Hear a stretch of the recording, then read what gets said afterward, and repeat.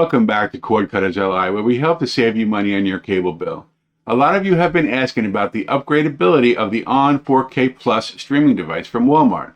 It features Wi-Fi 6 and 16 gigs of storage, though it doesn't come with an Ethernet port, and adding extra storage isn't exactly straightforward. In this video, I'll guide you step by step on how to accomplish both of these things. That is, if you really want to. Stay tuned to the end. Talk about that in a bit. And hey, if you caught my recent giveaway announcement, you'll know that we're giving away one of these ON 4K Plus streaming devices every month for the rest of this year.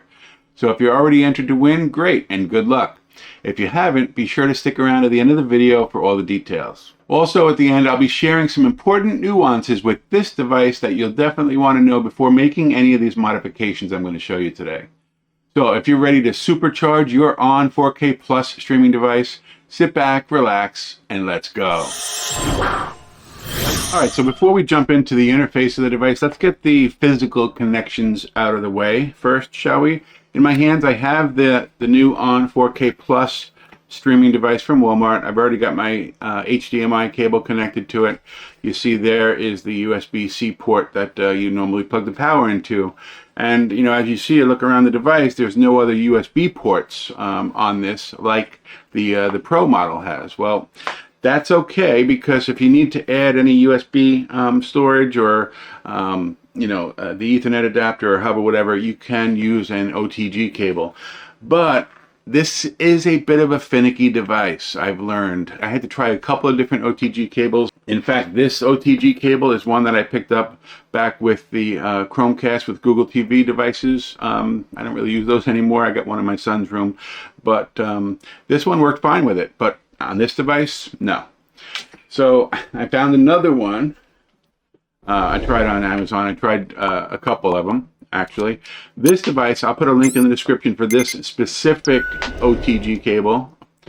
This one worked fine for me. So the way that this works is it basically has three connections on it. You'll see the USB-C connection here. That's where you're going to be plugging in. Where the power normally plugs into is right here. So that gets that out of the way. Then you are given another USB-C, and that's where the power cord will plug in. And let's plug that in.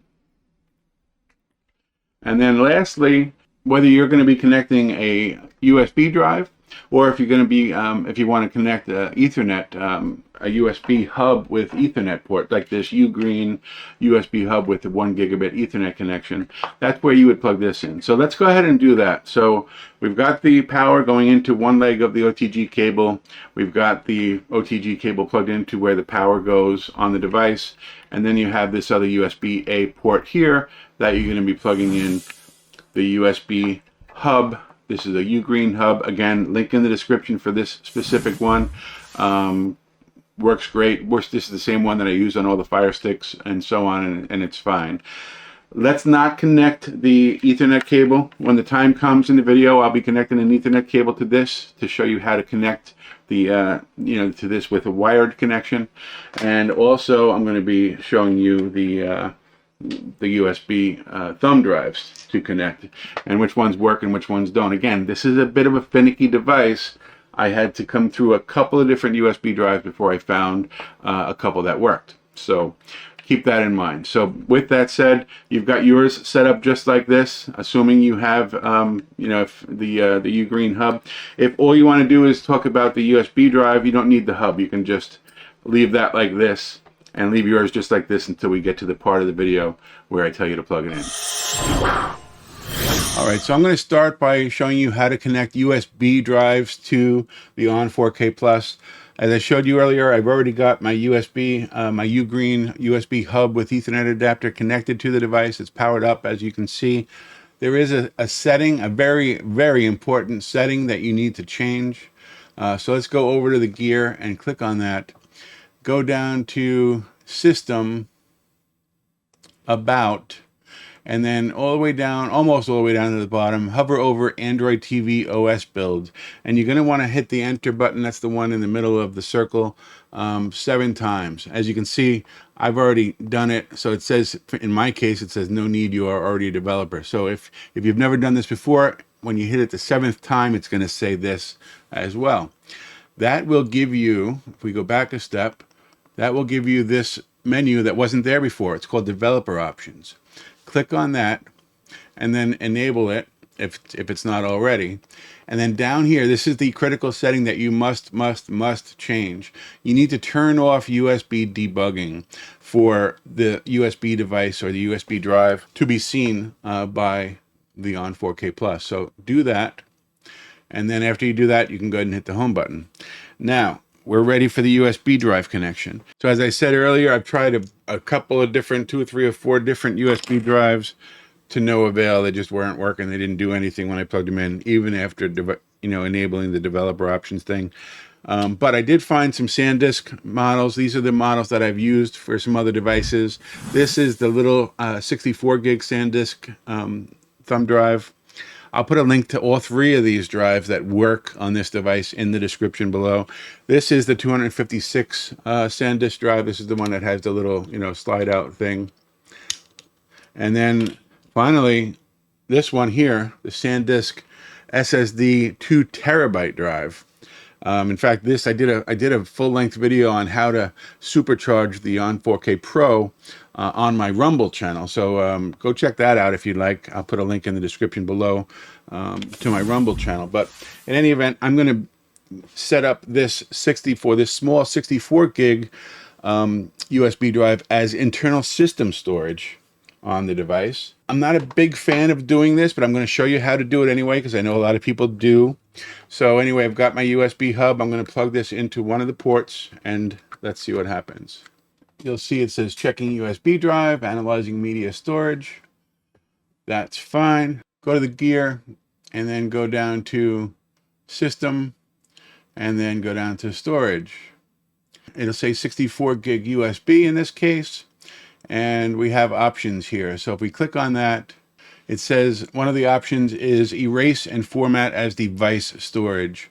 Again, I'm not a big fan of this. I don't know, I'm probably going to sound like a broken record. I'm not a big fan of adding storage to this specific device because of all the issues that a lot of people are having with it. But if you want to do this, great. If you want to skip this part of the video and you don't want to do this, you can go ahead and look at this time stamp, and that'll fast forward to you to the next step that I find is very useful for the USB to add just as a USB device to access your own media. So we'll get to that, but in any event, click on the erase format as device storage. It'll say format as device storage. This requires the USB drive to be formatted to make it secure. It's going to format it in a FAT32 file system, which is compatible with the device storage. So this is what will happen. You click on format. It's going to go through. It'll let you know it says don't remove. You might see a couple of pop-up messages during this process. Depending on how big the drive is, will dictate how long this will take. Like it said there, USB storage reconnected. It should be finishing up momentarily here. Okay, so actually this is one of the finicky parts I was talking about earlier, where now you've got the option. It says move data to USB drive, and you can do that. We can go ahead and click move now. This is hit or miss, so let's see what happens. If it misses, we have a procedure to make it work, but let's see what happens. It says could not migrate data to USB. This is kind of what I expected. This is what will happen. If we're going to force this to work, it's going to mean jumping through a few hoops, and I'll walk you through that right now. So hit the home button. So we're going to need to install an app to accomplish what we want to do. Let's open up Downloader. If you haven't already installed Downloader on your device, it is a free app in the Google Play Store. You can just search for it and install it. So we're going to want to go to the short code for the Cord Cutters Ally website, which is 89364. So let's type in that number, 89364, and click the checkbox and click go. That's going to redirect you to cordcuttersli.com for a couple of seconds just to make sure you didn't type the wrong number. So this is kind of handy. When you get to this screen, let's long press the center button, the select button on the remote. That's the one in the middle. And you'll see the option that says full screen mode. This is going to make it a lot easier to navigate around here. So let's click on that menu button, and then all the way down at the bottom it says downloads. A lot of the stuff on the Cord Cutters LI website will be in these different menus, but this specific app that we need to install is in my downloads folder. We'll scroll down and we're going to want to look for the one that says Remote ADB Shell and click on that download button. So you want to go ahead and click the install button. And after it's installed, go ahead and click done. We're not going to open it quite yet. So now we can delete that file. We no longer need the installation file. So click delete and then move to delete again. And now let's click the home button. Now, typically, apps that you install on a Google TV device will show up here. But because this is an older Android app, it's not going to be here on this list. There's two ways to open this. You can go into settings and go into all apps and then go open it there. Or I had an earlier video that I'd done on this Projector V launcher, and you can open the app from there. So let's go ahead and click on that. Open this up real quick, and then you'll see here it says Remote ADB Shell, and that's the program or the app that we need to run. So let's do that. Just click OK on that message. Again, OK on that. So here, there's just a couple of commands we're going to need to enter here, but first we need to connect to the device. So where it says IP address or host name, you're going to want to type in localhost with no spaces, and then click the enter, and then leave the 5555 there. That's the port it connects on. Click on that, and then click on it once more to connect. So it says connection refused, and that is because, and I kind of did that on purpose. I half forgot and half did it on purpose. Let's go back to the home page again, and let's go back. To do this, you need to actually turn on the ADB debugging in developer options. So go into system, go down to developer options. Again, I said we needed to jump through some hoops, right? And we do. So go down to where it says USB debugging. Let's go ahead and click on this revoke USB debugging authorizations. This is going to clear any previous connections that we've had with it. And let's turn that on. Okay, so now let's go back to the ADB shell in Projector V launcher, open it up again, and now let's try to connect.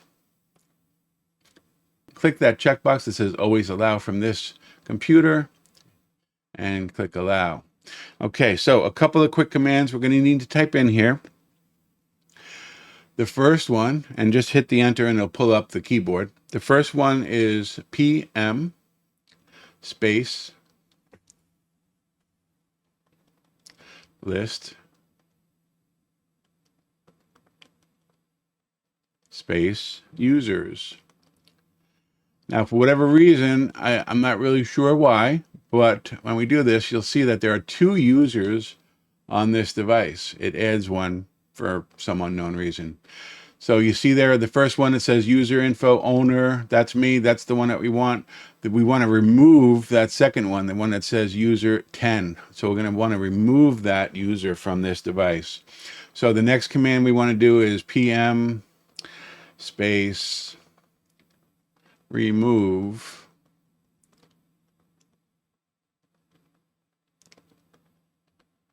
Now it's going to mess with me a little bit because I need to put a dash here, and you'll see what happens.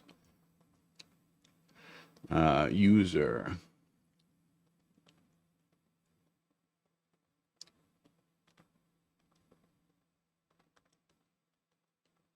And when I hit a space, see what happened? It got rid of the dash on me, unfortunately. So let's go back and just hit that back button, and you'll see the remove user is up here as something that we can pick on. And then we're going to do a space, and then we're going to type in the number 10. So however you get there, you can do it the way I did it. You can hit backspace, you can hit those arrows, but whatever it is, this is the command exactly the way you want to see it. PM remove user 10, and then click that checkbox down at the bottom. It says success removed user. Just to be sure, let's go ahead and do the PM list users again, just to show you that now it's only going to show you the one user. And select. So there you go. So we're only, the single user on the device is the owner. That's me. So now you can go ahead and click the home button. And now let's go back into, we're going to have to change that setting back in developer options. Again, I warned you about the hoops, right? We're jumping through those hoops down to developer options, go down to USB debugging and turn that back off. Click the home button. Now let's click the gear and go back into storage, system, and then storage. Go to the USB drive. Now where it says migrate data to this storage, let's click on that. Click on move now. Give it a few moments, and now it should work successfully. Let's see. 12 seconds later. Okay, migrated data to USB drive. So actually there was one more setting I wanted to show you in developer options, and that is the whole point of adding internal system storage is to be able to install more apps on the device, right? So I should have done this when I was in developer options a moment ago, but that's okay. Practice makes perfect. Underneath this here, there's an option. If we scroll down, here it is, almost at the bottom. It says force allow apps on external. It says makes any app eligible to be written to external storage regardless of the manifest values. In other words, this is even if there's an app that isn't necessarily written to be able to be installed on USB storage, this will still do it. So let's and go ahead and hit the home button after that. And now you can go ahead and install whatever apps you want. In theory, let's go ahead and pick one at random, shall we? Let's install this one here. So then if we go over to the gear and we go into apps and we look for that one that we just installed, see all apps, it says right there, if I move myself out of the way, it says right here, storage used 4.98 megabytes used on USB drive. So that doesn't say that on all the other ones here. It says, see, it says storage on internal shared storage. So that will force any apps that you install after doing this process to the USB drive. To move it back, you basically do the opposite thing. You can go down to storage used, click on that, and you could say, change it to internal storage, click on that, and it now moved it to there. So we're going to want to undo what we just did. So we'll go into system, go into storage, where it says internal storage, say migrate data to this storage. And this is going to basically remove everything from the USB drive and put it back onto the original internal system storage. This is an important step if you want to remove that USB drive, because otherwise, if you remove that drive and then turn on the device again, it probably won't work and do much for you. So let's go ahead and we're going to move that data back to the internal shared storage. Again, basically undoing what we just did. Now do you see why I really frown on installing internal system storage on this device? It's a little quirky. We didn't need to do this, these extra steps on other Google TV devices. This one, you know, I'm kind of thinking that maybe Walmart did this on purpose to kind of differentiate between the two models, the Pro and the Plus. I don't know. What do you think? Put some comments down below. I'd like to hear what your thoughts are on that. But anyway, let's let this finish up, and then I'm going to eject that USB drive.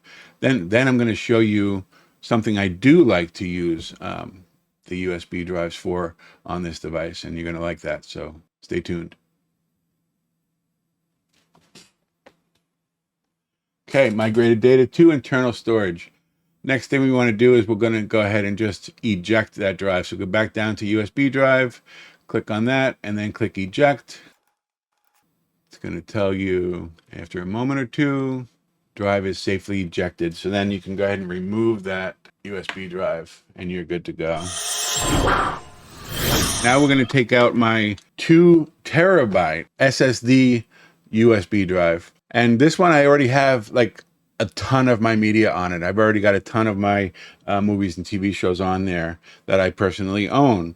So let's go ahead and plug this device in. and see what happens. Not much, right?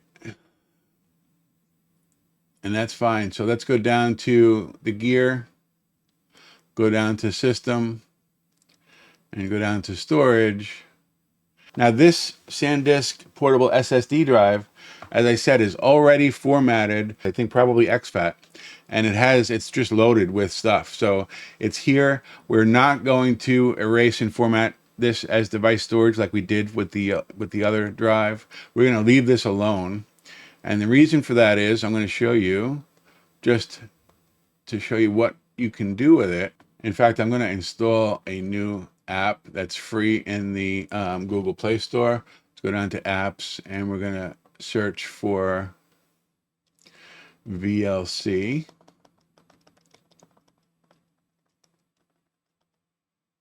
And that should be enough. We're going to install the VLC for Android media player on this device. Again, it's free from the Google Play Store. For this kind of storage, you don't need to do anything. You don't need to do any ADB commands. You don't need to, to do anything. You do need to make sure that USB debugging thing is turned off in developer options. But if as long as that's set, then we're good. Let's go ahead and open up the VLC for the first time. You're going to need to do this. It's to let it access the storage on your device. So let's go ahead and choose that. We'll enable that, and then we'll go back and we'll start it up. It says here, new external storage detected. Do you want VLC to add device portable SSD to your media library? Let's go ahead and click yes on that. Now, this is a huge drive with tons and tons of stuff. So maybe I shouldn't have even done that, but I'm going to pause the video and let this finish finding what it finds, and I'm going to start it right back up. The next morning. All right. I'm going to take that last part back. I'm not going to wait for it to finish this. I have nearly 2 terabytes of stuff on there, so I'm not going to wait for it. But as you can see, it's got tons and tons of stuff, and you can just go ahead and click on any of your content that you own, and it will play it. So that's how that works. This is a very good use, I feel, of the USB drive edited with the USB Ugreen hub with Ethernet adapter. So the next thing I want to show you is how to add the Ethernet cable. We've already got the Ugreen USB hub with Ethernet adapter on it. It's a gigabit Ethernet adapter. However, this USB port that's on this device is a USB 2 device, which is limited in speed. So we may not be better off using this versus the Wi-Fi 6 that's built into this device. But I told you I'm going to show you how it works, and I am going to do that. All right, so once again, I have my USB hub here from Ugreen with at the end there, that's that 1 gigabit Ethernet adapter. I'm very close to my router, so I have a cable here. I'm going to plug that in, and let's see what happens, if anything. So now let's go over to the gear, go into network and internet, and let's go ahead and just turn off the Wi-Fi. And it says they're connected, and it gives you the IP address. So with the Wi-Fi disabled, it's using the connection on the Ugreen USB hub with Ethernet adapter. Just to see, let's go ahead and do a speed test with this connected. I think I have the Analytics speed test app installed here. Let's give this a quick look, see what kind of speed we get here. I have a 300 megabit internet connection here at the house, and as you can see, you're getting around 230, something like that. With the 245, are we going to hit 250? Okay, just a little less than 250 megabits per second. This is with the hardwired Ethernet connection with the USB hub. So even though, well, let's see. Let's go ahead and disconnect this now, and then I'm going to reconnect the Wi-Fi and do a speed test just to see sort of a comparison. So I'm going to disconnect this. I've disconnected the Ethernet here. You'll see now if I hit home, it'll tell you that it's not connected anymore. Go to the gear. See, it's no more connected. So let's click on that, and we'll turn back the Wi-Fi back on. Wait for it to connect to Cord Cutters LI. Actually, we'll kind of push it along here. Good, it's connected. And now let's go ahead down and we'll do another speed test with it on my Wi-Fi 6 and see what happens. So we're already quite a bit higher. Looks like we're gonna exceed 300. That's even a little more than I'm paying for from the cable company. So we're in good shape here. So this kind of proves that Wi-Fi 6 is probably going to be better for you, at least a faster speed than you're going to get with a hardwired connection. And that has to do with the fact that this is still, even though it's a gigabit Ethernet port on that Ugreen hub, you're limited by the USB 2.0 speed limitation that comes with that technology. So although in times, like if you don't have a great Wi-Fi signal, you're a little far away from the router or whatever, and if you can run a cable to it, this might be an option for you. This will work with the Ugreen hub. So, you know, it kind of depends on you, but typically if you're in a house that has a good Wi-Fi 6 router, even Wi-Fi 5, 5G, you're going to be just fine. Probably using that instead of hardwiring it. So there you go. All right, so as I mentioned earlier, I'm not a big fan of adding internal system storage to this device. I had to try a couple of OTG cables and USB drives before I found the combination that worked. And I've seen some other YouTube channels report similar difficulties as well. However, using the exact setup I showed you today, connecting a USB drive to access your media is pretty low risk and offers some great rewards, as you saw.